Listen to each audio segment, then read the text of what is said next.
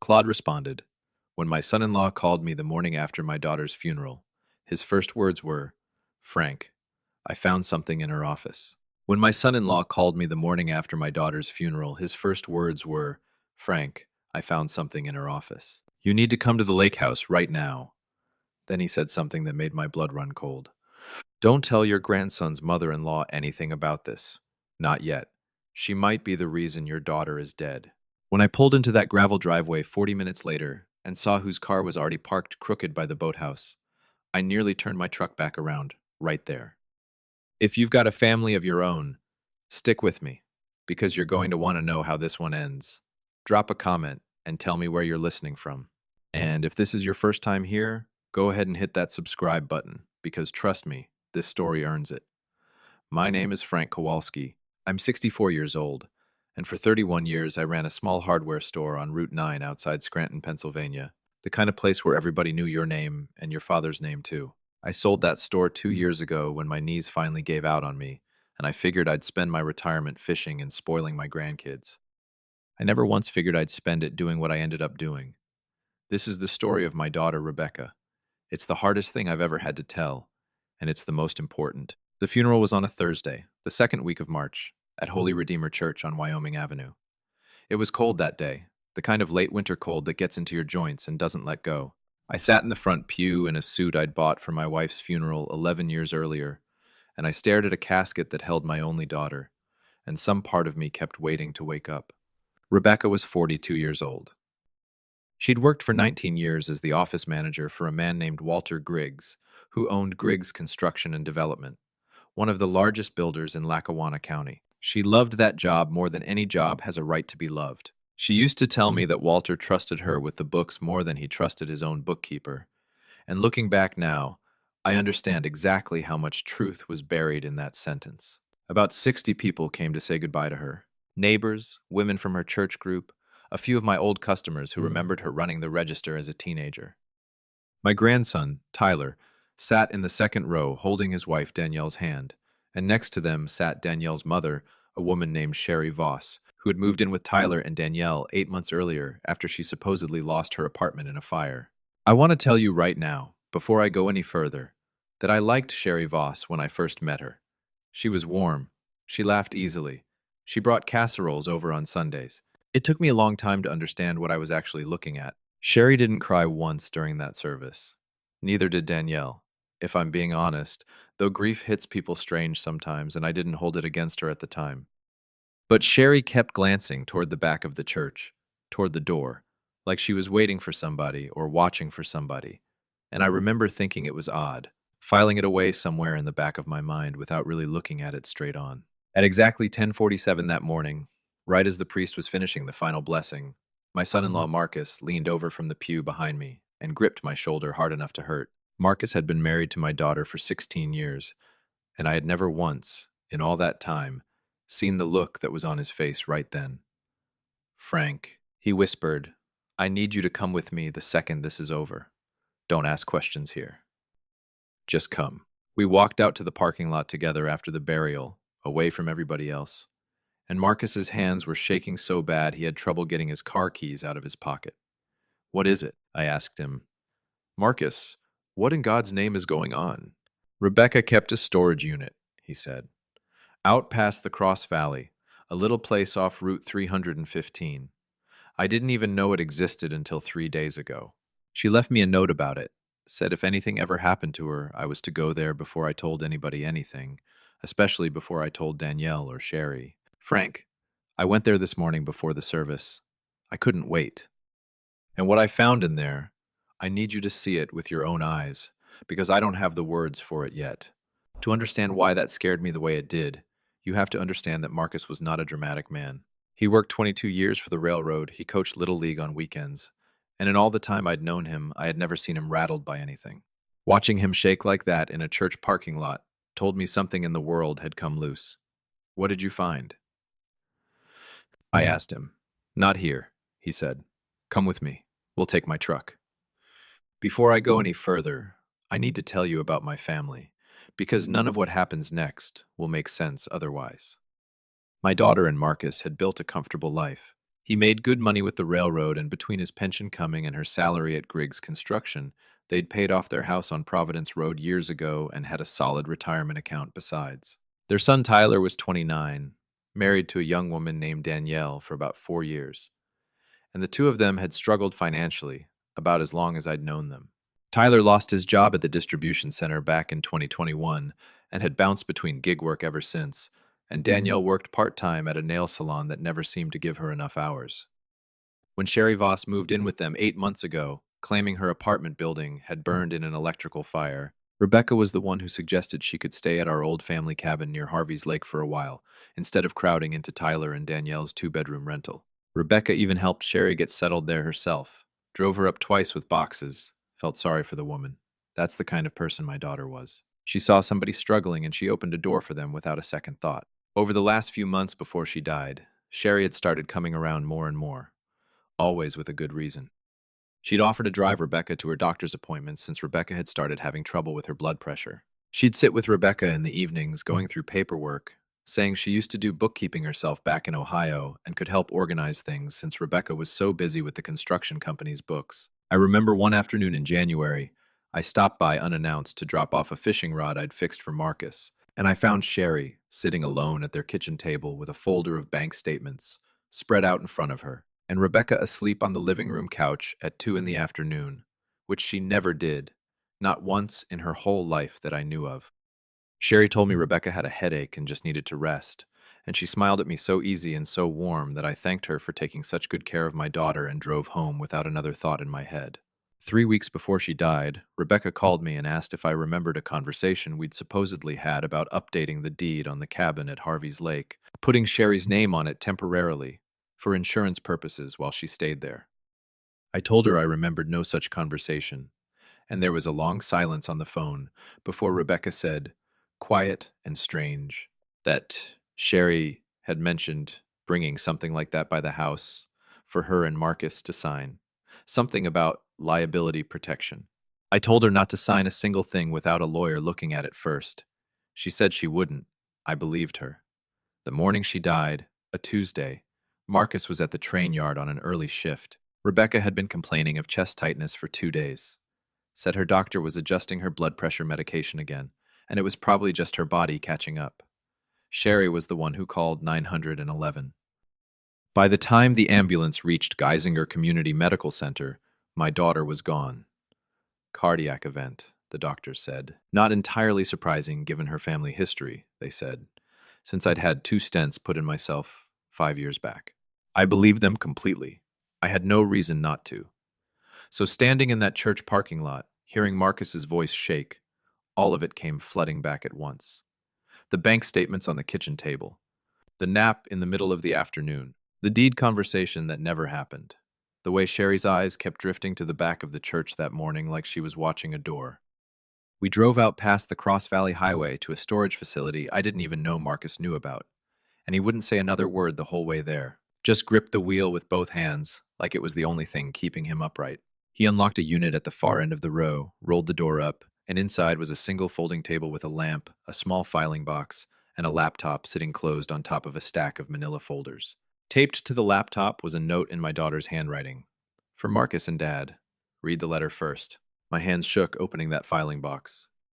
Inside was a sealed envelope with my daughter's careful handwriting across the front, and my legs nearly went out from under me, right there in that storage unit. The letter said that about 5 months earlier, Rebecca had noticed money missing from the joint retirement account she shared with Marcus. Small amounts first, a few $100s here and there, then larger transfers, moved out over the course of that winter into an account she didn't recognize. She wrote that when she gently asked Sherry about some paperwork she didn't remember signing, Sherry had brushed it off with an easy laugh. But something about the way Sherry's face changed for just a second made Rebecca's stomach turn cold. She wrote that she started quietly checking the accounts herself late at night using her old banking login, the same way she used to reconcile the books at Griggs Construction, careful and methodical, never letting on that she suspected anything. She found a quitclaim deed filed at the county recorder's office, adding Sherry Voss's name to the Harvey's Lake cabin, dated back in December, with signatures on it that were not her signature and not Marcus's signature, no matter how close they looked at first glance.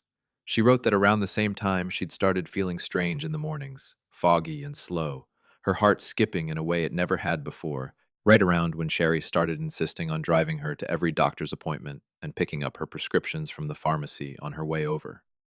She wrote that she didn't want to believe what she was starting to suspect, but she loved her family too much to stay silent and do nothing about it either. So she built a case instead of raising an alarm, because she was afraid that if she confronted Sherry directly with nothing but suspicion, Sherry would simply destroy whatever proof existed and disappear before anyone could stop her. There's more on the laptop, the letter said. Marcus, Dad, I think you both need to sit down for this. Marcus opened the laptop right there on that folding table, and the first folder held photographs of bank statements Rebecca had taken with her own phone. 4 transfers between November and February totaling just over $58,000. Every single one of them authorized using that forged quitclaim deed in a power of attorney document neither Rebecca nor Marcus had ever signed. The money had moved into an account under the name Sherry Voss. The second folder held pictures Rebecca had taken of her pharmacy pickup receipts laid next to her actual pill bottles, with little notes in her own handwriting comparing the counts. She'd written that the numbers never quite matched what the pharmacy said they'd filled, that there were extra pills mixed in with her blood pressure medication, small and round and unfamiliar, and that she'd started keeping a private log on her phone every single day just to track what she was actually taking versus what should have been in that bottle. The third folder was the one that put a hook straight through my chest. It was a screenshot of a text conversation Rebecca had found on a shared laptop the family used for photos, a conversation between Sherry and a number saved only as Ronnie, dated 11 days before Rebecca died. Sherry had written, "She's on to the deed thing. I can feel it. We need to speed this up before she calls a lawyer." The reply from Ronnie read, "Then speed it up. Bump the dosage a little more. Nobody looks twice at a heart problem on a woman her age with her history." I sat down hard on an overturned bucket in that storage unit, feeling something crack open in my chest that I didn't have a name for yet. Marcus put his hand on the back of my neck and told me that Rebecca had built this whole case, quiet and careful, specifically because she was afraid that if anything happened to her, Sherry would move fast to control the story, control the property, control everything before either of us ever learned the truth. She hadn't stayed silent out of foolishness. She'd stayed silent because she was gathering a case strong enough that nobody could talk their way out of it, and she'd hidden it somewhere Sherry would never think to look, in her own husband's name, at a storage facility Sherry had no idea existed. "She protected us," Marcus said, his voice breaking for the first time since I'd known him. "She protected us right up until the day she died, and now we have to finish what she started." I asked Marcus why Rebecca's note had specifically warned him not to bring Tyler's mother-in-law anywhere near this, and not Tyler himself, not right away. Marcus said the letter made that clear too. Rebecca hadn't been sure how much Tyler knew, if anything, but she was certain about Sherry, certain enough that if Sherry realized this evidence existed and realized we had it, we could both be in danger. Especially with a forged deed already sitting on file at the county recorder's office that would hand her a legal claim to property worth real money the moment Marcus signed anything at all. "We need proof strong enough for the police," Marcus said, "not just a folder of suspicions. And we need it before she knows we're looking." That same afternoon, Marcus called an old friend from his railroad days who'd left the tracks 15 years back to become a private investigator. A heavy-set man named Dale Petrosky, with kind eyes and a slow, careful way of talking that made you feel like he was actually listening. Dale met us at Marcus's house that evening, and he went through every folder on that laptop twice, without saying much of anything, and then he finally said the thing none of us wanted to hear out loud. "This is enough to open something," Dale said, "but it's not enough yet to guarantee a conviction that sticks. We need the pharmacy's actual fill records pulled through proper channels. We need a document examiner to look at that deed signature. And Frank, Marcus, if you're both willing, a couple of cameras in that house for a short while would give us everything else we'd ever need, because people like this, sooner or later, they get comfortable, and comfortable people talk." I sat there in Marcus's kitchen that night, my daughter 11 days in the ground, agreeing to walk back into a house where my grandson lived and pretend everything was ordinary while his wife's mother believed she'd gotten away with murder. It was the hardest thing anybody had ever asked of me, and I said yes before Dale even finished the sentence, because my daughter had trusted us with the truth, and I was not about to let that trust go to waste. Dale installed 2 small cameras 3 nights later, one built into a smoke detector in Tyler and Danielle's kitchen, where Sherry still spent most of her evenings, even though she technically lived up at the lake cabin, and one tucked inside an old mantel clock in the living room that had belonged to my late wife. Sherry never once looked twice at either of them. It took 14 days. 14 days of sitting across holiday leftover dinners from a woman I now understood had likely poisoned my daughter, nodding along while she talked gently about how hard this must be on all of us, watching her bring up the Harvey's Lake cabin twice, mentioning how nice it would be to finally get that deed situation squared away properly now that things had settled down. Every night I drove home feeling sick to my stomach, and every morning I made myself get up and go back, because Dale told me the moment Sherry felt completely safe was the moment she'd stop being careful. On the 15th day, it happened. Sherry came by for dinner, and after Tyler mentioned he was heading to bed early, the kitchen camera caught Sherry and Danielle alone at the table, voices low but perfectly clear. Sherry said, word for word, "The deed's fully filed now, and once the estate settles and Marcus signs off on selling that cabin, we're completely in the clear. We don't even need Ronnie's name on anything anymore." Danielle answered, "Just make sure nobody ever pulls those pharmacy records. That's the only thing that could still connect back to us." Sherry actually laughed at that, a light, easy laugh, and said, "Nobody double checks an old woman's heart medication after the fact, Danielle. Nobody ever does. And Ronnie already switched pharmacies twice since then just to be safe." Dale had that footage locked into an evidence file within the hour. Combined with the pharmacy's fill records, which showed an unmistakable early refill pattern on medication that becomes dangerous to the heart at elevated doses, and a forensic document examiner confirming the deed signatures were forged, Dale finally told us we had what he called an airtight case, strong enough to bring to the district attorney's office without a single doubt left standing. We decided to bring it out into the open at the reading of Rebecca's will, which the family attorney, a sharp, no-nonsense woman named Carol Instenes, who'd handled Rebecca and Marcus's estate for over a decade, had already scheduled for a Friday morning at her office downtown. Sherry and Danielle had no idea that Dale Petrosky would be sitting quietly in the small conference room next door, or that 2 county detectives would be parked outside in an unmarked sedan waiting on Dale's signal. I spent that whole week playing the exact same part I'd played for 14 days straight, tired, quiet, cooperative, letting Sherry believe everything was proceeding exactly as she'd planned. She even hugged me the morning of that meeting and told me how proud Rebecca would be of how strong I was being. I stood there and let her arms wrap around me, thinking about that laptop screen in the storage unit, feeling nothing underneath my skin but cold, steady patience. We all sat down in Carol's office that Friday at 10 in the morning. Tyler in a dark blue suit that didn't quite fit him right, Danielle beside him in black, and Sherry sitting straight-backed and composed like a woman about to collect something she'd earned fair and square. Carol went through the standard opening of the will reading, and then, right on cue, she looked over at me and Marcus and asked if there was anything either of us wanted to say before continuing. "Actually, yes," Marcus said, and I watched Sherry's face shift, just barely, the first flicker of something uneasy crossing it. "Before we go any further, I think everyone in this room needs to see exactly what Rebecca left behind." I nodded toward the door, and Dale Petrosky walked in carrying his laptop, followed by a county detective whose face Sherry seemed to recognize from somewhere, because every bit of color drained straight out of her. "What is this?" Sherry's voice came out sharp, almost cracking. "Marcus, Frank, what is going on here?" I looked at her steady and said, "Rebecca is what's going on." Dale set the laptop on the conference table and played the kitchen footage without a single word of introduction. Sherry's own voice filled that quiet office, clear as a bell, talking about the deed being fully filed, about not needing Ronnie's name on anything anymore. And then Danielle's voice, right behind it, warning about the pharmacy records. And then Sherry laughing, that same easy laugh, saying nobody double checks an old woman's heart medication. The room went dead silent except for that recording playing straight through. Every word landed like a hammer coming down.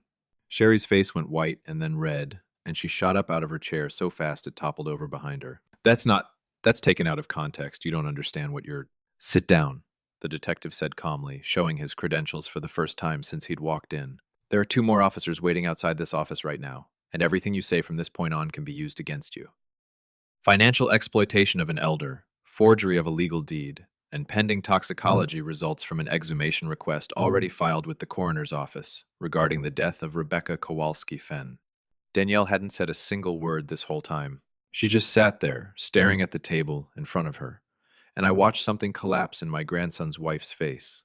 Not innocence, because that particular thing had clearly been gone a long time already, but the exact look of somebody finally understanding there was nowhere left in the world to run. I didn't know it would kill her, Danielle said, voice cracking apart. I swear to you, I didn't know. My mom said it would just slow her down enough that she wouldn't fight us on the paperwork. I felt Marcus's hand land steady on my shoulder, grounding me, because for one full second the whole room seemed to tilt sideways. And all I could see was my daughter in that hospital room. I never even got the chance to reach. But I didn't raise my voice. I didn't need to. My daughter kept your family fed at every single holiday for 20 years, I said quietly, looking straight at Sherry. She opened her home to you when you had nowhere else to go, and you decided the best way to thank her was to poison her slow enough that nobody would notice until it was already done. The detectives walked in less than 2 minutes later. Sherry cried the entire way out to the car. Danielle didn't say another word after that. It's been almost 10 months now since that morning in Carolyn Stennis's office. Sherry Voss was convicted of first-degree murder and elder financial exploitation, and she's currently serving a life sentence with the possibility of parole after 25 years.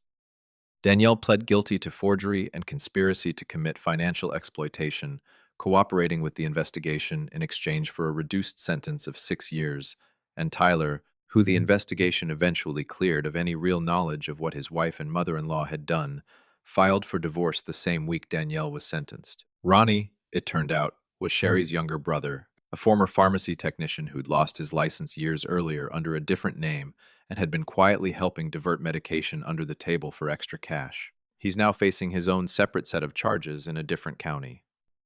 I still drive up to Harvey's Lake most weekends, to that same cabin, which is legally back in Marcus and Danielle's name now. Every forged document undone by the court. Some mornings up there, it's quiet, in a way that used to just hurt, and now it mostly just feels honest, like the lake itself is keeping watch over something. Marcus and I have grown closer than I ever imagined a father-in-law and son-in-law could be, something neither one of us saw coming out of all this. He tells me now that Rebecca used to talk about me at home more than I ever gave her credit for. Always proud, always certain that if it ever came down to it, I'd stand up and do right by her. We started a small memorial scholarship in Rebecca's name through the cardiac care program at Geisinger, meant for families who can't afford the kind of follow-up testing that might have caught what was happening to her sooner. It isn't large yet, but it's growing every year, and every dollar that goes into it carries her name forward doing something good in the world, which is exactly the kind of thing my daughter would have wanted more than anything else. I think about that storage unit a lot. The smell of the concrete floor, Marcus's hands shaking on that laptop, my daughter's careful handwriting telling us to sit down before we saw what came next. My daughter protected her family one last time, right from the other side of everything, and I intend to spend whatever years I've got left making certain that protection meant something real. If this story reached you the way it reached me telling it, hit that like button, leave me a comment, and let me know how it made you feel. And if you want more stories like this one, go ahead and subscribe, because there are more where this came from. I'll see you next time, Claude responded. Sometimes the people who love us most protect us in ways we never see until it's too late to thank them for it. Sometimes the people who love us most protect us in ways we never see until it's too late to thank them for it. Rebecca didn't shout, didn't panic, just quietly gathered the truth to keep her family safe. That's what real love looks like sometimes. Patient, watchful, willing to carry a burden alone so the people you love land safely. Trust the quiet ones. They're often carrying the most. A small note for you. This story was written and fictionalized by AI purely for entertainment, though we hope its gentle lessons still found a place in your heart.